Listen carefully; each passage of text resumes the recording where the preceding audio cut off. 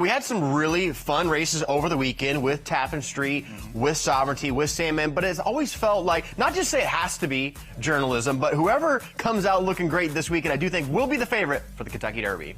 We've got 3 Derby preps stateside. We've got the UAE Derby overseas as well, and take a look at what we have coming at you.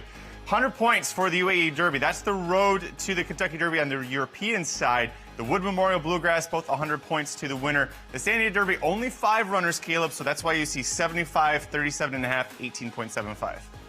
And I really am looking forward to a chance to see the UAE Derby. I mean, I think that we're going to see some key contenders coming from that event. The Wood Memorial looks better than usual. And also the Bluegrass last year gave us our champion trio, talking about Sierra Leone.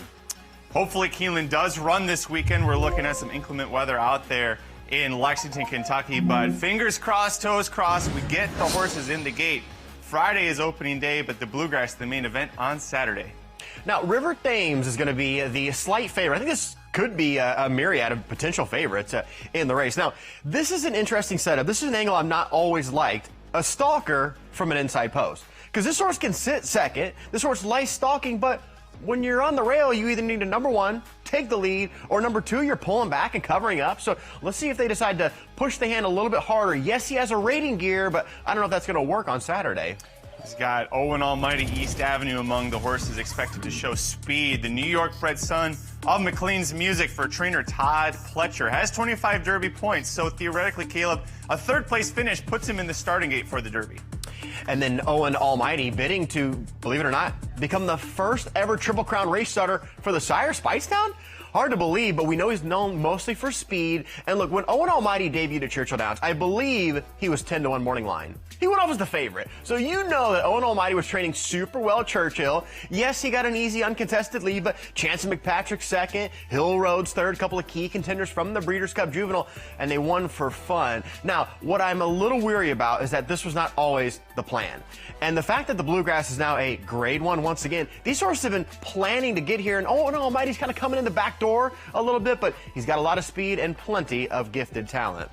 Horse that's had gifted talent for ages, and if you asked me 5 months ago, Caleb, who was your early pick for the Kentucky Derby? It's East Avenue.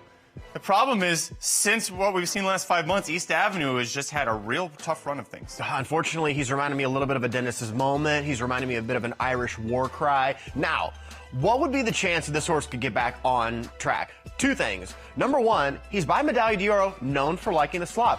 But number 2, more importantly, if you want to still try to have some faith in this horse after 2 horrible efforts, pull up the past performances of Bayern. Because some horses, they only want to run when they have the lead. And this horse is still 2 for 2 and having the lead. But he didn't get the lead in the Breeders' Cup when he stumbled, and he rated at the fairgrounds, and he just gave up. But some horses are only meant to lead the horse race. So if it's me with East Avenue, I'm pressing out as hard as possible to put him on the lead to see if that could be the cure. He's related to a couple of really strong grade 6 winners, Cody's Wish and Dorse, so there's talent there. The question is, can he perform in the Bluegrass? And then, you know, Burnham Square is in here. Burnham Square is going to try to become the 4th gelding in 100 years to win the Kentucky Derby. Not easy to do, but he does look better with that Holy Bull win when he passed Tappan Street. Granted, it seemed like Tappan Street got better in the interim, but all the folks that were at Gulfstream Park, they're loving this horse. Now, I've learned this the hard way, Curtis. Never fall in love with the Holy Bull winner.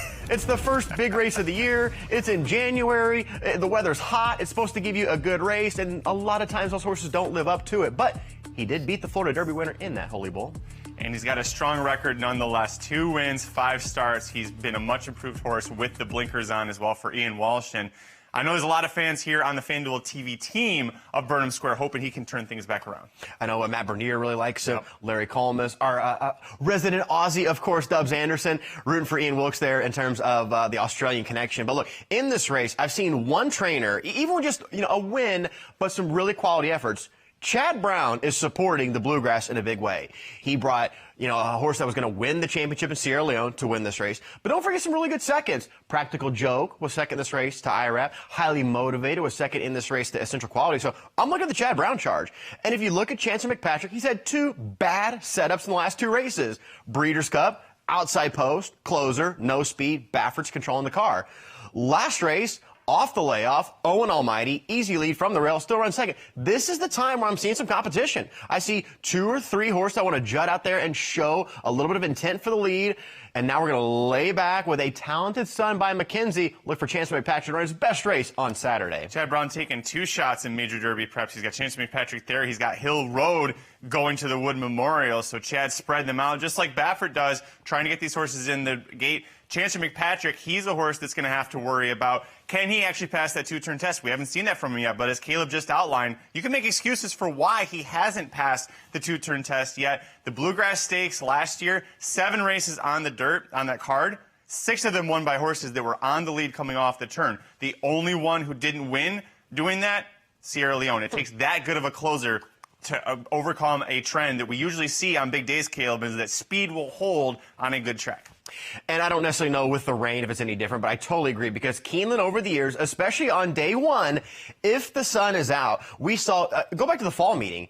In the fall, we saw Montalcino on opening day going 43 seconds. We saw a federal judge going 43 seconds, 2 half miles under 44. So usually when the Keeneland meet starts, if it's fast, they got that thing lightning quick, and especially the rail always plays good. We're looking at wet conditions. If we run on Saturday, it might be a little bit of a river in the track on the inside. I'm going with River Thames as my money back special in the Kentucky Derby prep race at Keeneland.